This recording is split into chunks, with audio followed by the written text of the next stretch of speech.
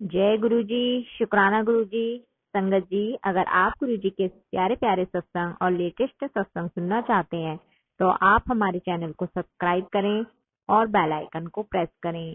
संगत जी, अगर आप हमारे साथ अपना सत्संग शेयर करना चाहते हैं तो आप इस व्हाट्सएप नंबर पर हमें अपनी ऑडियो वीडियो बनाकर सेंड कर सकते हैं। जय गुरु जी। संगत जी, ये मेरा शुक्राना सत्संग है। अपना शुक्राना सत्संग शेयर करने से पहले मैं गुरु जी का मंत्र जाप करना चाहूँगी। ओम नमः शिवाय, शिव जी सदा सहाय। ओम नमः शिवाय, मेरे गुरु जी सदा सहाय। तो संगत जी, ये मेरा सत्संग है मेरे पापा से रिलेटेड। तो क्या होता है, मेरे पापा के ना पैर में जैसे गैंग्रीन हो जाती है, तो उनका ट्रीटमेंट चलता है क्योंकि वो डायबिटिक भी हैं, बीपी पेशेंट भी हैं।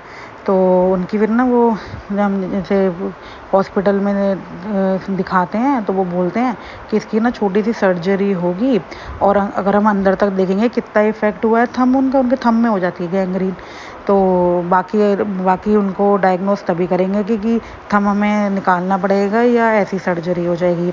तो संगत जी, क्या होता है, उनकी सर्जरी होती है तो उनके ना थंब के आगे वाले पार्ट के अंदर ना एक होल सा हो जाता है, उसमें कुछ ब्लैक ब्लैक सा कुछ ना मोटा सा कुछ स्किन टाइप की खट्टी सी हो जाती है।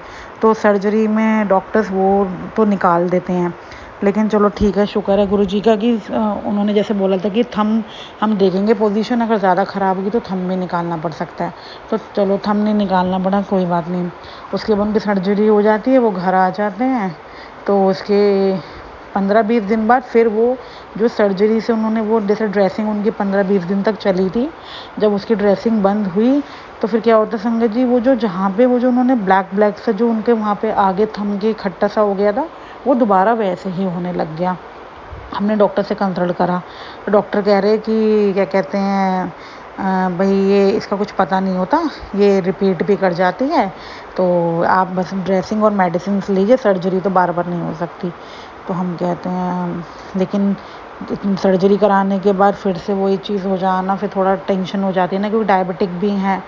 तो चलो कोई नहीं। फिर ऐसे ही मैं एक दिन सत्संग सुन रही थी, उसमें एक आंटी बता रही थी कि कहीं भी जैसे आपको कोई दिक्कत हो किसी भी आपकी बॉडी के पार्ट में, तो आप वहाँ पे गुरु जी को तिलक करके और मंत्र जाप करके वही तिलक उसी जहाँ पे आपको जो कष्ट है वहाँ लगाओ, तो देखना आपके कष्ट कट जाते हैं, आपकी वो चीज़ ठीक हो जाती है।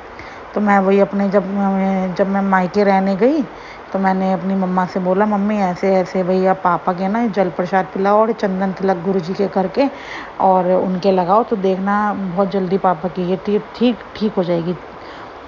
तो फिर जब मैं रहने गई संगत जी, तो जब तक मैं रही वहाँ पे तब तक तो मैंने ये चीज़ कर दी।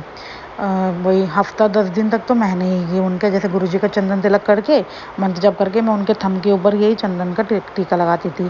तो संगत जी, फिर मैं अपने घर आ गई। फिर मैं जब दोबारा 1-1.5 महीने बाद जाती हूँ घर पे, तो मैं देखती हूँ कि मेरे पापा की जो गैंग्रीन थी वो गुरुजी ने ठीक कर दी बिल्कुल। मतलब उनका जो थंब का जो कंडीशन थी वो देख के लगता था कि बिल्कुल अलग से इतना मोटा सूजा हुआ उनका थंब रहता था और इतना ब्लैक ब्लैक सा रहता था। और मैंने जब अब की बार जब मैं रहने गई देखा तो उनकी वो चीज़ बिल्कुल ठीक हो चुकी थी, और मतलब वो जख्म भी भर गया था। शुक्राना गुरुजी का। तो ये है उनका शुक्राना कि गुरुजी जो कहते हैं कि वो पूरा करते हैं। और वाकई में गुरुजी के जल प्रशान में, चंदन तिलक में और उनके मंत्र जाप में इतनी शक्ति है ना। अगर आपके साथ कोई भी संकट आ रहा है या आप कोई परेशानी में हैं तो आप ये चीज़ें करिए, आप देखना आपकी परेशानी कैसे दूर होगी और आपको पता भी नहीं लगेगा। तो बस ये है कि बस विश्वास रखिए उन पर। देखिए ये गुरुजी खुद कहते हैं कि भाई जो हमें जो कष्ट आते हैं वो हमारे कर्म है, वो हमें भोगने ही है। लेकिन गुरुजी से जुड़ने के बाद वो कष्ट हमारे बहुत मतलब स्मूथली कटते हैं, हमें कोई दिक्कत नहीं होती है। तो बस यही है गुरुजी, ऐसे ही अपने छत्र छाया में रखना, अपनी ब्लेसिंग अपने पूरे संगत परिवार पे सब पे देते रहना, और कोई भूल चूक हुई हो तो मुझे माफ़ करना। जय गुरुजी। शुक्राना गुरुजी।